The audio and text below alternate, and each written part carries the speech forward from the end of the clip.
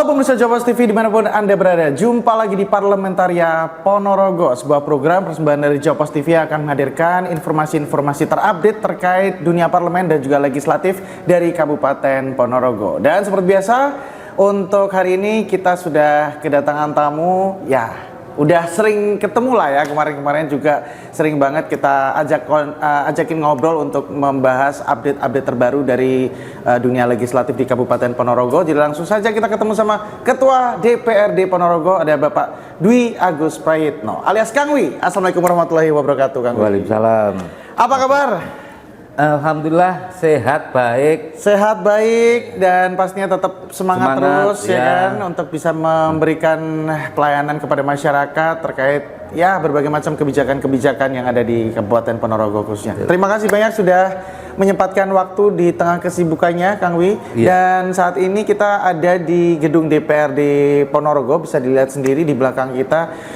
Ini merupakan sebenarnya rumah wakil rakyat lah ya, di mana ini juga merupakan rumah rakyat juga, di mana masyarakat juga bisa memberikan berbagai macam masukan, saran, dan juga kritikannya kepada para wakil rakyat kita. Nah, untuk hari ini kita akan membahas terkait Hari Santri. Nah, Ponorogo itu terkenal sekali dengan dunia pesantren, santrinya yang luar biasa, sejarahnya juga banyak sekali, Kang Wi, di mana ada beberapa masjid-masjid kuno yang berdiri sejak ratusan tahun, di mana dunia santri pesantren ini tidak bisa lepas dari Ponorogo. Nah, apa sih makna dan juga arti dari Hari Santri menurut Kang Wi sendiri? Silakan, Kang. Terima kasih.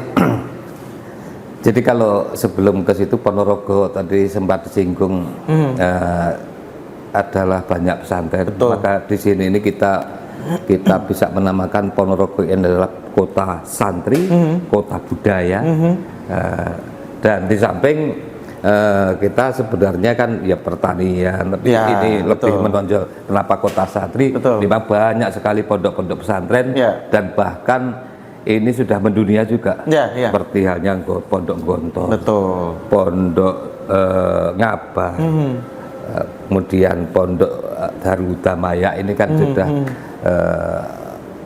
gede juga, betul. Ya tadi kalau ada pertanyaan arti penting dari Hari Santri, kalau Hari Santri bagi Ponorogo khususnya ini bukan sekedar bentuk seremonial, akan tetapi ini adalah pengakuan publik terhadap peran historis dan kontemporer pesantren dalam pembentukan karakter masyarakat, pendidikan moral, serta jaringan sosial lokal.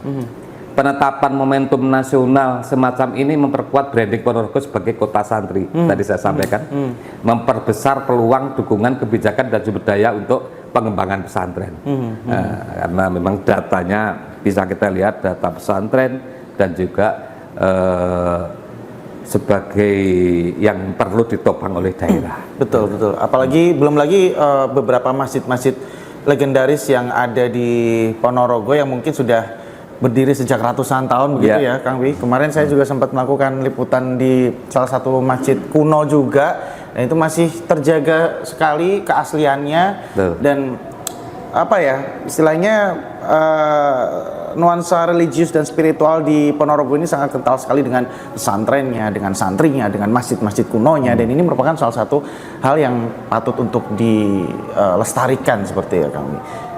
Kemudian untuk memaknai perjuangan santri ini juga luar biasa. Bagaimana pada akhirnya para santri-santri ini sejak era-era kemerdekaan bahkan sudah berjuang begitu untuk bisa, ya waktu itu mengusir penjajah ya. Tapi tentunya setelah kita mendapatkan kemerdekaan, tentunya perjuangan itu tidak selesai. Gitu. Ada perjuangan-perjuangan lain yang memang harus terus dilakukan gitu. Seperti apa memaknai perjuangan para santri? DPRD memandang santri ini bagian dari barisan aktor kebangsaan. Tadi kan disinggung waktu penjajahan. Ya, betul. Dari kontribusi moral keagamaan hingga peran konkret pada masa perjuangan kemerdekaan. Memang perannya sangat kuat sekali ketika waktu ada penjajah Belanda di sini. Peringatan Hari Santri ini adalah momentum resolusi jihad di mana pada tanggal 22 Oktober 1945 Hadratus Syekh Kiai Haji Hasyim Asy'ari mengeluarkan sebuah perintah jihad kepada para santri melawan pendudukan sekutu di Surabaya. Betul. Yang dikenal dengan resolusi jihad. Perintah Kiai Hasyim Asy'ari itu yang menggelurakan perlawanan santri melawan sekutu hingga meletus peristiwa 10 November di Surabaya. Apalagi sempat ada pekikan dari Bung Tomo yang membakar semangat area-area Surabaya dengan mengakhirinya dengan takbir ya, Allahu Akbar, Allahu Akbar. Itu luar biasa ya. Karena itu kita mendorong narasi sejarah yang mengakui peran santri sekaligus menginternalisasikan ke dalam pendidikan formal dan tentunya non formal agar nilai kebangsaan santri ini terus diwariskan. Ini langkah ini juga menjadi dasar advokasi anggaran untuk program pemberdayaan santri. Jadi kalau ini DPRD bagaimana memandang ini? Betul. Ini kita dengan resolusi jihad, dengan Hari Santri 22 Oktober yang ini masuk Hari Santri bulan ini, dan tentunya kita akan memandang tidak hanya selesai di sini, tapi bagaimana kegiatan formal, non formal ini kita juga berusaha kita ikut bersama-sama lah. Support itu. Itu tadi kan memang peran para santri ya yang luar biasa sudah menjaga kedaulatan dan kemerdekaan Indonesia berjuang melawan penjajah. Pesantren menjadi ruang pembentukan akhlak dan moderasi beragama, kurikulum nilai, kemudian pengajaran tafsir tekstual yang moderat, dan juga tradisi muatan kultural lokal, misal gotong royong, majelis ilmu. Ini membantu merawat kebinekaan. Karena pesantren mengakar di masyarakat, mereka efektif menjadi jembatan antara pesantren atau antara ajaran agama dan nilai kebangsaan, membendung radikalisme dan memperkuat persatuan jika didukung kebijakan yang tepat. Ini kita mendorong forum kebangsaan dan salasian mitra akademik juga kita tingkatkan. Bagaimana Kang Wi juga melihat hubungan erat antara santri, kiai dan juga masyarakat Kabupaten Ponorogo? Iya, hubungan itu bersifat sinergi dan saling menguatkan. Kiai sebagai pemimpin moral, pesantren sebagai institusi pendidikan, pengasuhan, kemudian juga masyarakat sebagai ruang aktualisasi. DPR melihat ketiga pilar ini sebagai modal sosial yang harus dilindungi melalui kebijakan-kebijakan, misal hubungan infrastruktur, kemudian layanan kesehatan pesantren, dan ruang partisipasi publik. Karena pemutusan relasi ini akan melemahkan kohesi sosial lokal. Jadi ketiga-tiganya ini bersifat saling sinergi. Yai, pesantren dan juga masyarakat. Itu artinya memang masyarakat Kabupaten Ponorogo memang tidak bisa lepas dari dunia pesantren, tidak bisa lepas dari kehadiran para kiai, santri, dan ini semua merupakan salah satu harmonisasi yang luar biasa yang terjadi di Kabupaten Ponorogo ya. Dan tentunya masih dalam rangka Hari Santri Nasional, kita akan kembali lagi setelah pesan-pesan berikut ini. Jangan kemana-mana, tetap di Parlamentariat Ponorogo.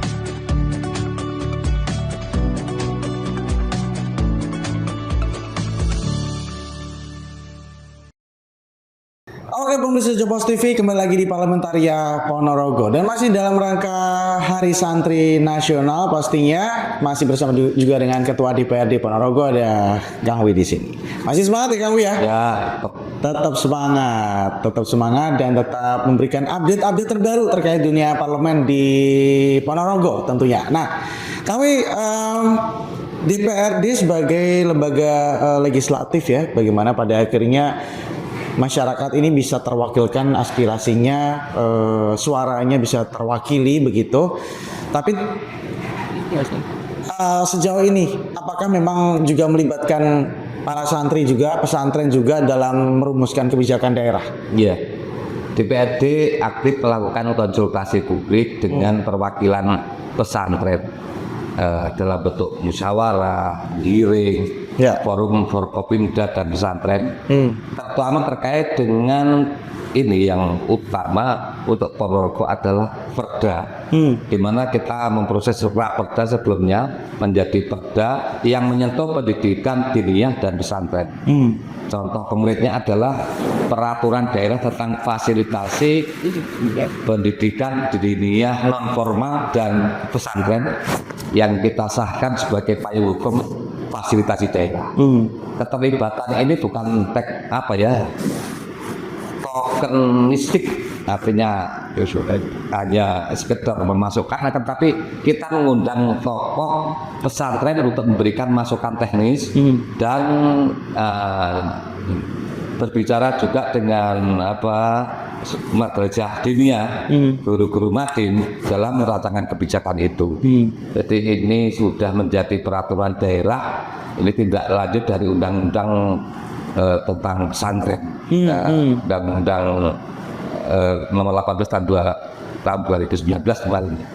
Apa contoh yang mungkin bisa diberikan ke pemirsa terkait kebijakan-kebijakan di dunia pesantren di Ponorogo? Iya, ini ada beberapa contoh nyata, barangkali bisa kita sampaikan pada forum ini, yaitu perda fasilitasi pendidikan diniyah non formal dan pesantren pada tahun 2024 kemarin sebagai payung hukum. Kemudian ada program pesantren sehat, ini penyaluran alat kesehatan, pendistribusian alat kesehatan, pembinaan pos kesehatan pesantren.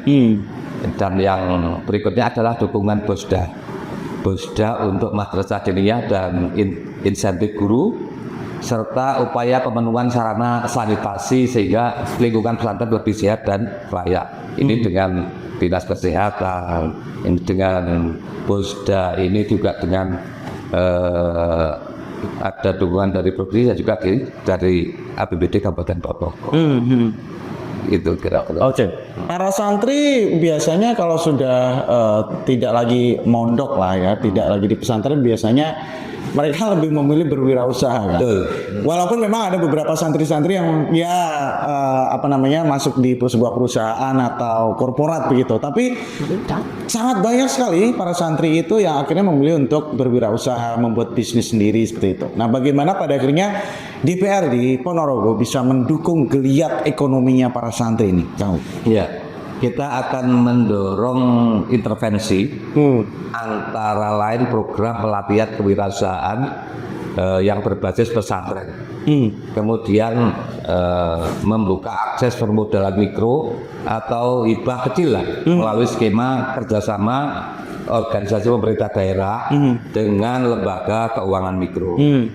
Juga kita akan kita ada penguatan pemasaran produk pesantren lewat pasar dan ada platform lokal, serta memfasilitasi legalitas usaha dan sertifikasi produk UMKM santri agar bisa menembus pasar lebih luas. DPRD akan mengarahkan anggaran dan regulasi pendukung untuk skema-skema ini. Barangkali ini ya keterlibatan kita dan mereka, karena tadi ada alasan santri ini kalau sudah selesai mondok berwirausaha, ada kita dukung berapa hal itu. Tapi secara faktanya memang sebanyak itukah santri di Ponorogo yang akhirnya berwirausaha, kamu? Iya, karena sejauh ini Ponorogo ini kan banyak pesantren. Dan kalau ngomong ini santri Ponorogo ya juga tidak, tapi karena dengan banyaknya pesantren juga banyak juga santri yang ada di sini. Karena kalau pondok-pondok pesantren yang banyak yang gede-gede ini kan dari luar negeri ada, dari luar pulau ada. Nah, Cuman yang asli Ponorogo ini kan juga tidak hanya mondoknya di Ponorogo. Betul. Makanya kita akan mempersiapkan ini santri yang mau berwirausaha itu tadi lewat kita akan pendekatan dengan OPD dan keuangan mikro, kemudian juga dengan menyambungkan lewat platform digital itu. Oke. Apalagi salah satunya nama besar Pondok Gontor ini kan luar biasa ya.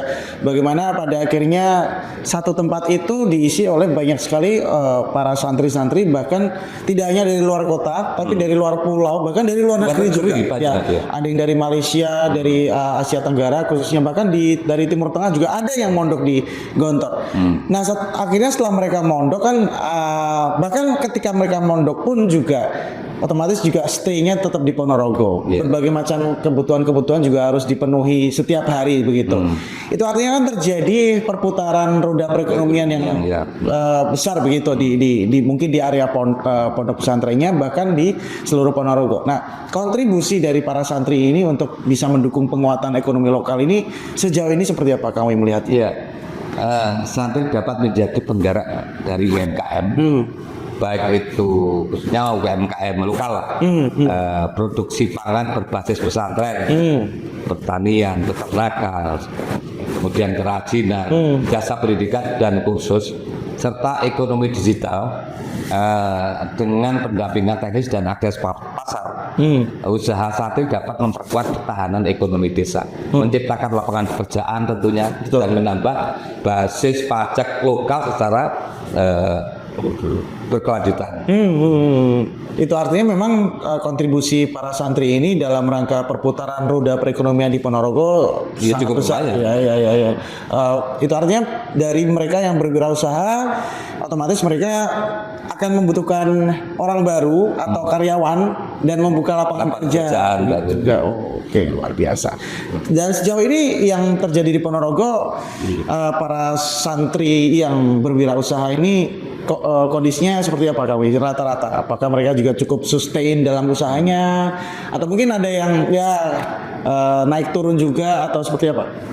Iya, sebenarnya apa ya, kegiatan-kegiatan santri yang dalam hal ini untuk berwirausaha ini cukup bagus dan cukup menjadi alternatif barangkali untuk mereka itu, karena meskipun dalam situasi kemarin ada pandemi, itu kan justru dia bisa membuat usahanya kemudian lewat online berjalan.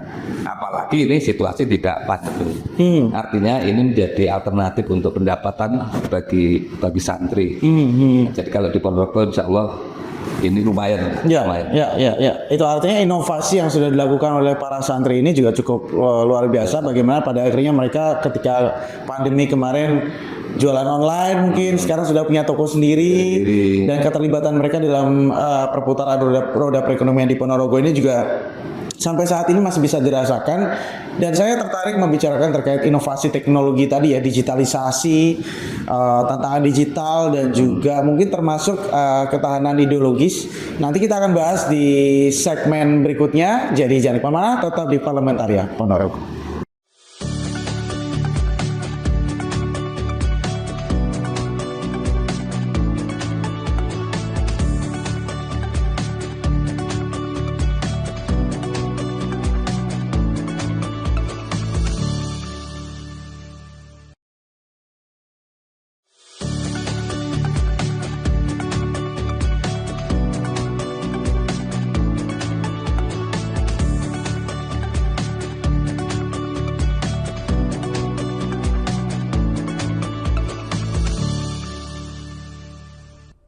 Kita kembali lagi di Parlementaria Ponorogo, pastinya bersama dengan Ketua DPRD Ponorogo, ada Kang Wi di sini, dan masih membahas terkait Hari Santri Nasional. Kang Wi, ada beberapa mindset di luar sana bahwa santri itu kalau misalnya mondok itu pikirannya mungkin agak sedikit konservatif mungkin ya.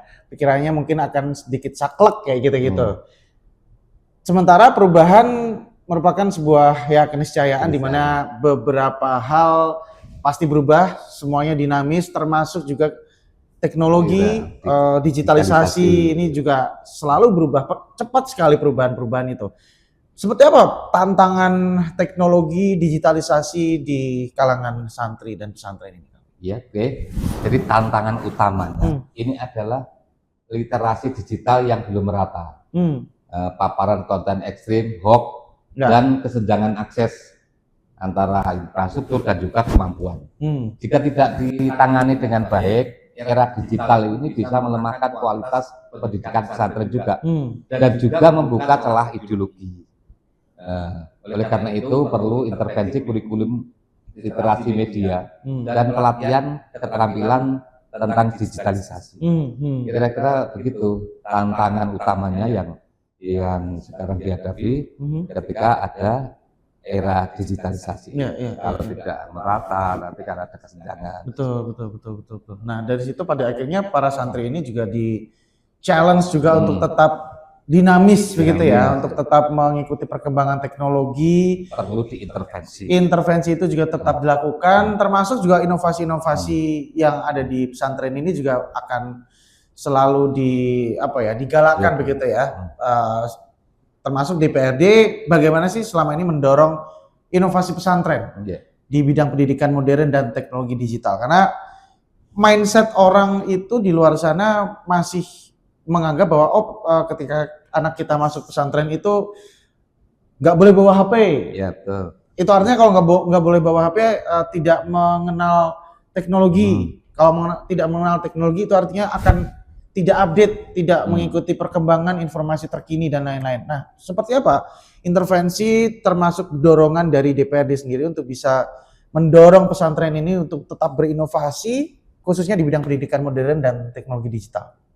Ya, kita di DPRD ini mendorong kolaborasi antara pesantren, perguruan tinggi, kemudian organisasi pemerintah daerah OPD untuk program hybrid learning, perpustakaan digital, pelatihan pengelolaan IT, yang ini secara insentif untuk pesantren yang mengadopsi model pendidikan terpadu antara agama, sains, teknologi.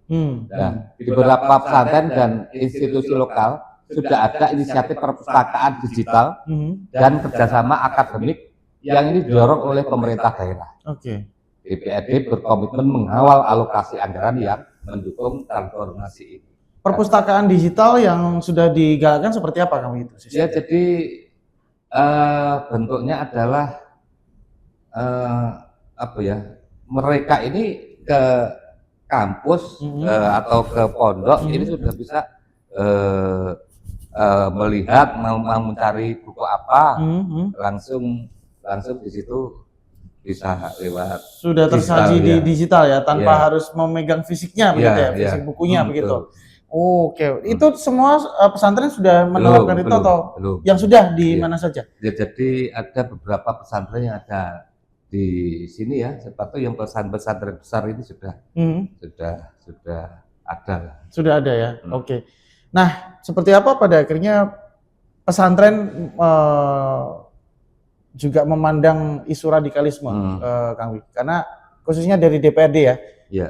Ini kan ya memang ada beberapa pikiran-pikiran yang masih kurang kurang benar begitu terkait pesantren, karena nanti kalau misalnya masuk pesantren ini jangan-jangan akan menjadi radikal, akan menjadi konservatif, akan menjadi saklek, akan gampang mendapatkan doktrin-doktrin tertentu seperti itu. Nah, seperti apa pada akhirnya DPRD memandang isu-isu radikalisme ini justru menjadi pesantren ini menjadi benteng dari upaya-upaya radikalisme ini? Iya, kita memandang radikalisme ini sebagai masalah sosial ideologis yang harus ditangani secara preventif dengan pendekatan keamanan.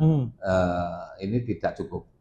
Pesantren dengan kurikulum moderat dan tradisi ijtihad, tafakuh, dan juga berperan sebagai benteng utama melalui pendidikan akidah yang proporsional, penguatan wawasan kebangsaan, kegiatan interkultural, dan juga kerjasama dengan aparat keamanan untuk deteksi dini.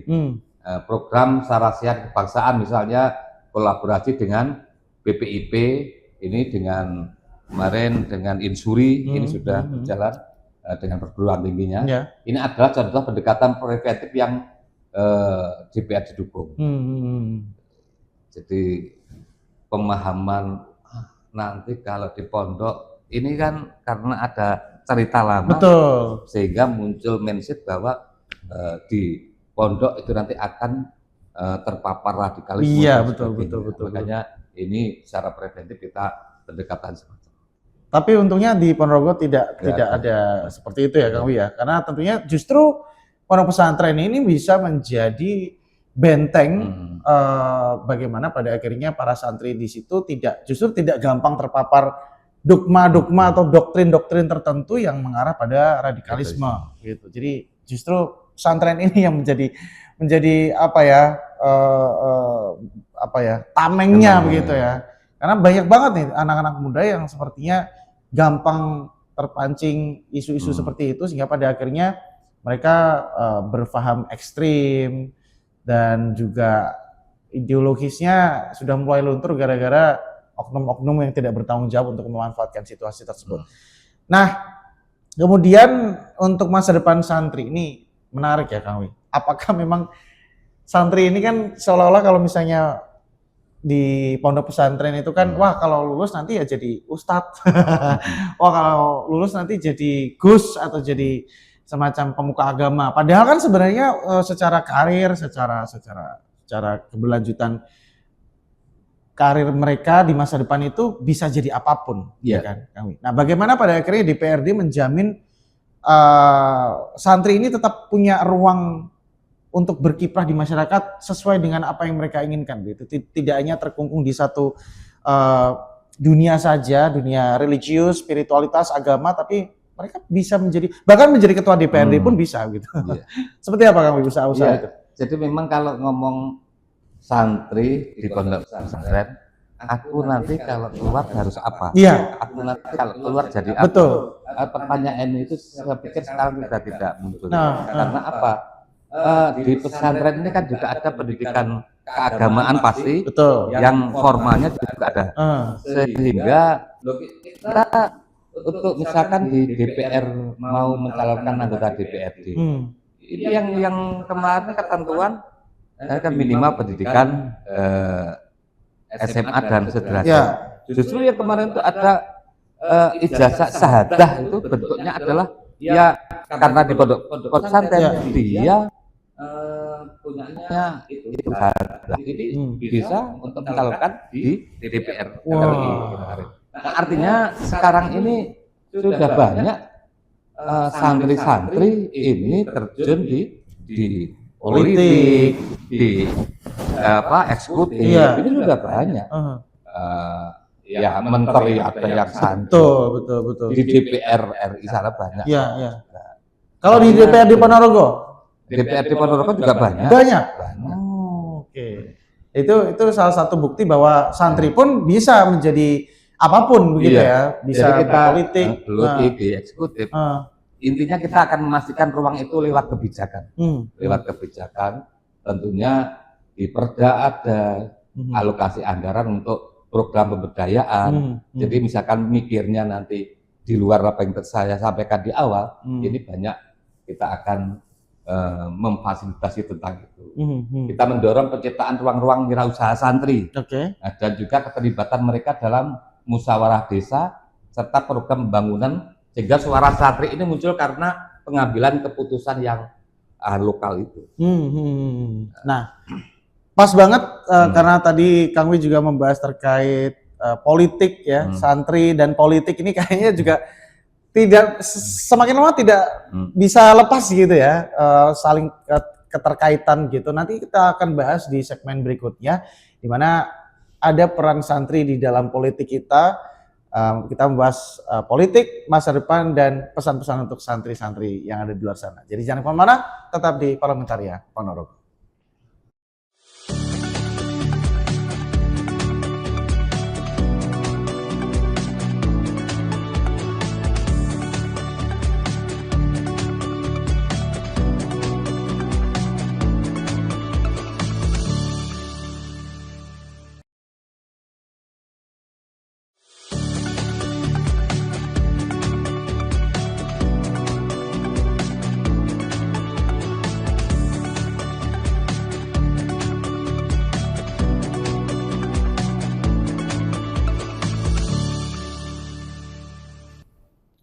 Kembali lagi di Parlamentaria Ponorogo. Kang Wi, politik, pesantren, santri, dan dunia spiritual, religius ini kayaknya tidak bisa lepas makin kesini gitu ya. Bagaimana pada akhirnya para lulusan pondok pesantren, santri, Gus ya, ini pada akhirnya terjun ke dunia politik. Nah, pertanyaan saya, menurut Kang Wi, bisakah santri terjun ke dalam dunia politik praktis? Iya, jadi tadi di segmen sebelumnya kita sudah menyinggung sedikit, tapi ini perlu kita tegas lagi. Betul. Bahwa santri adalah warga negara yang berhak berpartisipasi penuh dalam politik. Ini perlu dicatat. Oke. Itu artinya bisa ya? Bisa karena santri ini kan juga warga negara Indonesia. Betul. Dan juga punya hak politik. Yang perlu dijaga adalah etika kepentingan umum. Politik praktis harus dilaksanakan tanpa mengorbankan kebersamaan pesantren dan juga netralitas harus dilaksanakan tanpa mengorbankan kebersamaan. Artinya begini, politik praktis harus dilaksanakan tanpa mengorbankan kepentingan kebersamaan pesantren dan juga netralitas institusi dari pesantren itu. Sebagai tempat pendidikan agama, kita mendorong partisipasi santri ini di ranah politik sambil menjaga ruang pendidikan pesantren tetap independen. Pesantrennya independen, santrinya ini bisa berpolitik, bisa berpolitik praktis. Artinya pertanyaan itu bisa banyak tokoh-tokoh nasional kita. Ya, itu yang mau saya tanyakan juga. Siapa contoh tokoh-tokoh nasional yang lulusan pesantren atau santri ini? Iya. Presiden Gus Dur Abdurrahman Wahid ya. Haji Abdurrahman Wahid ini adalah santri tulen. Ya, Wakil Presiden Kiai Ma'ruf Amin adalah santri. Yang sekarang Menteri Gus Muhaimin, Menko, ini Menko Pemberdayaan, banyak lagi. Ini kalau secara nasional. Jelek-jelek saya sendiri ini pun juga santri yang berjuang di ranah politik. Dengan pendekatan kemaslahatan politik itu adalah ibadah dan juga memberikan nasib kurang banyak. Kamu berarti lulusan santri ya? Iya, bukan lulusan lah. Yang penting jelek-jelek ya termasuk santri. Termasuk santri.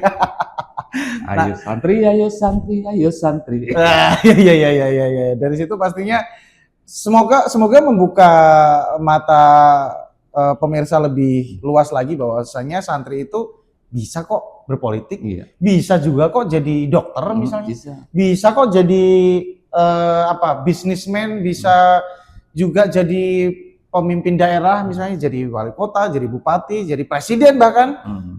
Mantan presiden kita Gus Dur ini juga seorang santri tulen luar biasa yang pada akhirnya juga bisa memberikan kebermanfaatan untuk masyarakat yang banyak begitu. Nah, pertanyaannya ketika mungkin para santri-santri yang sekarang lagi dengerin kita ini lagi menyaksikan kita ini bertanya nih Kang Wi. Apa yang bisa jawab ketika pertanyaannya adalah apa yang akan bisa kita lakukan untuk bisa terlibat dalam politik misalnya? Ya,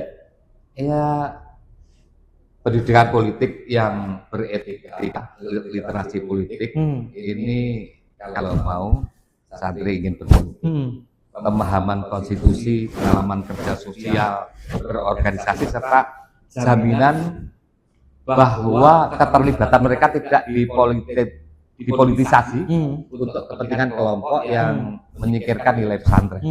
Ya, ini yang perlu menjadi perlu digarisbawahi. Ya. Jadi DPRD ini siap membuka pintu magang, pelatihan kepemimpinan, dan forum dialog bagi santri calon pemimpin. Siap, kita akan bersama-sama kalau memang ada niatan dari santri-santri mau masuk ke dunia politik.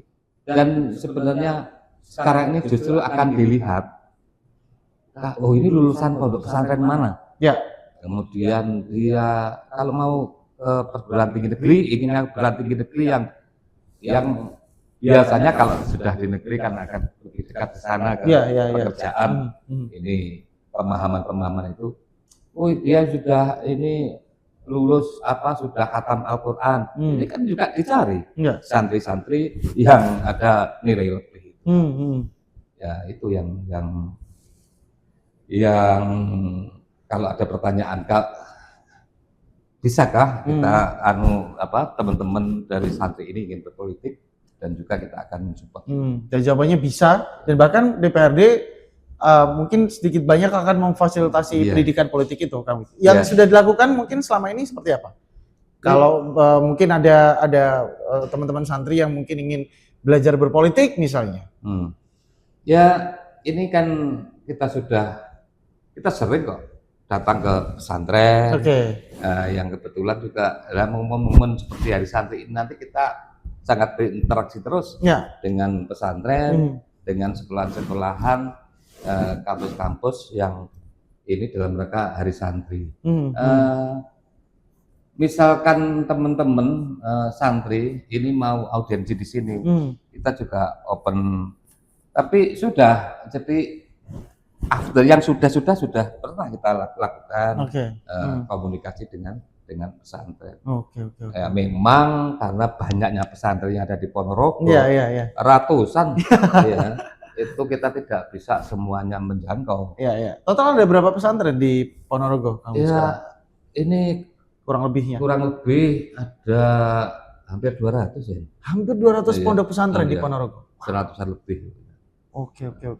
Nah, dengan banyaknya pondok pesantren di Ponorogo, Kang Wi, seperti apa pada akhirnya melihat masa depan Ponorogo sebagai pusat peradaban pesantren? Ya, ini dengan sinergi pesantren, pemerintah, kampus, jaringan kiai.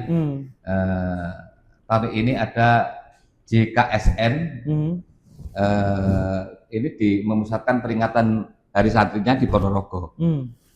BPIP juga melaksanakan peringatan Hari Santri 2025 di Ponorogo bersama-sama dengan Insuri Ponorogo. Kita sudah mendengar itu. Jadi jaringan kiai-kiai ini juga nanti pusat peringatan Hari Santri di sini. Artinya yang khusus untuk Kabupaten Ponorogo ini Hari Santri yang tahun 2025 ini juga cukup lumayan besar. Besar karena eventnya ini tingkat nasional juga ada yang ada di sini. JKSN itu. Nah, di Ponorogo ini menjadi berpotensi menjadi laboratorium moderasi Islam, pusat pendidikan pesantren modern, dan juga hubungan ekonomi pesantren. Kita berkewajiban untuk menata kebijakan yang membuat potensi ini berkelanjutan, ada sustainable infrastruktur, regulasi, dan juga pembiayaan yang konsisten. Ini dengan tuan rumah Hari Santri Nasional 2025 ini kita berkolaborasi dengan berbagai pihak untuk memperkuat program ini. Nah, di momen Hari Santri Nasional nanti akan ada apa saja, mungkin bisa dikasih bocoran, Kang Wi? Dipusatkan di mana? Di alun-alun? Kalau yang ini Ayo Mondok ini pusatnya di Pondok Darul Hidayah. Pondok Darul Hidayah. Pemerintah daerah bersama dengan pondok pesantren, dengan NU Muhammadiyah, ini juga ada satu kegiatan yang nanti apel di alun-alun. Di lembaga-lembaga NU sendiri juga ada kegiatan-kegiatan sendiri, pemerintah daerah berkolaborasi juga ada sendiri, dan juga ini ada kegiatan Ayo Mondok ini yang nasional ini, tepatnya di Pondok Darul Hidayah. Oke. Tonatan Ponorogo. Oke, berarti nanti di momentum Hari Santri Nasional Ponorogo bisa dibilang juga akan duwe gawe juga ya, karena banyaknya pondok pesantren yang ada di Ponorogo, banyaknya santri yang ada di Ponorogo, dan diproyeksikan nantinya di masa depan Ponorogo bisa menjadi pusat peradaban pesantren di Indonesia atau bahkan dunia, begitu. Betul. Artinya memang momentum Hari Santri Nasional ini akan sangat bermakna sekali untuk di Tanah Riau ini. Terakhir Kang Wi, mungkin pesan-pesan untuk para santri-santri di luar sana yang nonton kita di momentum Hari Santri Nasional 2025 ini seperti apa? Silakan. Ya, kita berpesanlah, teruslah menuntut ilmu dan menebar manfaat. Jadilah pelopor moderasi, pembaharui yang tetap berkarakter atau berakar pada tradisi dan agen pembangunan di kampung halaman. Manfaatkan kesempatan pelatihan, program-program kesehatan dan juga kewirausahaan yang disediakan oleh pemerintah, dan juga pertahankan integritas pesantren sebagai ruang moral dan pendidikan. Bersama kita bangun Ponorogo yang beradab, maju dan berkeadilan. Bersama kita bangun Ponorogo yang beradab, maju dan berkeadilan. Terima kasih banyak Kang Wi, Ketua DPRD Ponorogo di momentum Hari Santri Nasional 2025 ini. Semoga juga para santri-santri di luar sana juga bisa memaknai Hari Santri Nasional 2025 ini dengan sungguh-sungguh, dengan berbagai macam hal-hal yang pastinya bisa menjadi refleksi bagaimana pada akhirnya santri-santri ini punya peran yang luar biasa sekali dalam rangka pembangunan, stabilitas nasional, perputaran roda perekonomian, termasuk juga pendidikan, politik, budaya, apapun itu. Saya pikir keterlibatan santri di negara ini, termasuk di Kabupaten Ponorogo, akan sangat besar sekali, dan kita harapkan semoga para santri-santri ini bisa memberikan kontribusi dan kebermanfaatannya untuk masyarakat ya.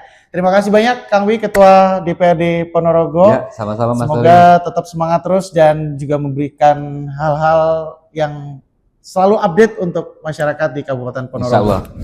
Terima kasih banyak, dan pastinya terima kasih juga untuk para pemirsa Jopas TV yang sudah menyaksikan program yang satu ini, Parlementaria Ponorogo spesial dalam rangka Hari Santri Nasional 2025. Dan pastikan untuk terus mengikuti Parlementaria Ponorogo, karena kita akan terus mengupdate berbagai macam informasi-informasi terbaru dari dunia parlemen, dari dunia legislatif, spesial untuk kalian semuanya, khususnya pemirsa di Kabupaten Ponorogo. Dan akhirnya saya Tor Andromeda, mewakili kerabat kerja yang bertugas, mengucapkan terima kasih banyak atas kebersamaan Anda, dan sampai ketemu lagi di Parlementaria Ponorogo episode berikutnya. Wassalamualaikum warahmatullahi wabarakatuh.